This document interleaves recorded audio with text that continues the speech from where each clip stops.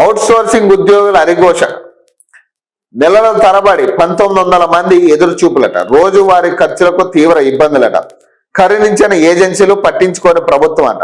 అధికారులకు ఇచ్చిన వినతులు బుట్ట దాఖలట. ఆందోళనకు సిద్ధమవుతున్న ఉద్యోగులు. ఇక వీళ్ళ పరిస్థితి ఇంకా ఘోరం అబ్బా.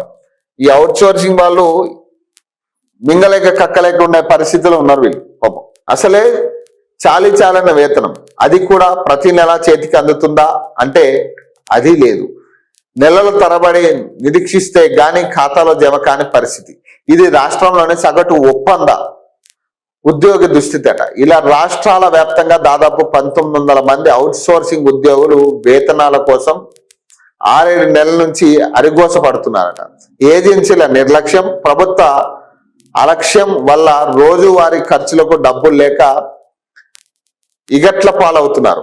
రాష్ట్ర వ్యాప్తంగా జిల్లా పరిషత్ పాఠశాలలు, మోడల్ స్కూళ్లు, కస్తూర్బాయి విద్యాలయాలు, ఎస్సీ ఎస్టీ బీసీ మైనారిటీ గురుకులాలు, ప్రభుత్వ కాలేజీలతో దాదాపు 1900 మంది అవుట్ సోర్సింగ్ ఉద్యోగులు పనిచేస్తున్నారు.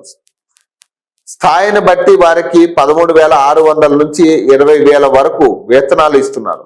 మైండ్ లీడర్స్, యువశక్తి, లక్ష్య, లేబర్ నెట్, అలాగే ఎల్ఎన్జే, వాల్యూర్ తదితర 18 ఏజెన్సీల ద్వారా వేతనాలు చెల్లిస్తున్నారు. వీటిలో 1-2 మినహా మిగిలిన ఏజెన్సీలు 6 నుంచి 7 నెలలుగా వేతనాలు ఇవ్వడం లేదని అవుట్ సోర్సింగ్ ఉద్యోగులు చెప్తున్నారు.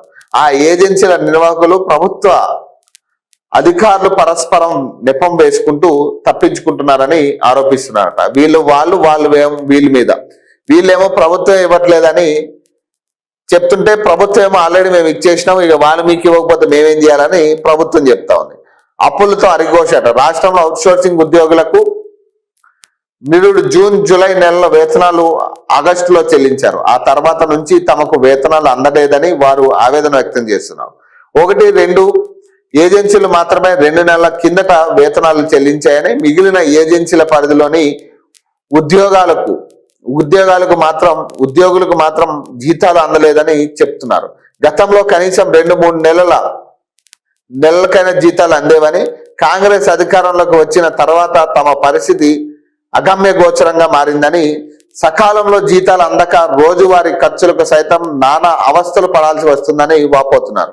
ఇండ్ల కిరాయిలు కట్టలేక, పిల్లల స్కూల్ ఫీజులు చెల్లించలేక అప్పులతో అరిఘోష పడుతున్నామని ఆవేదన వ్యక్తం చేశారట. సో వినతులు. అధికారంలో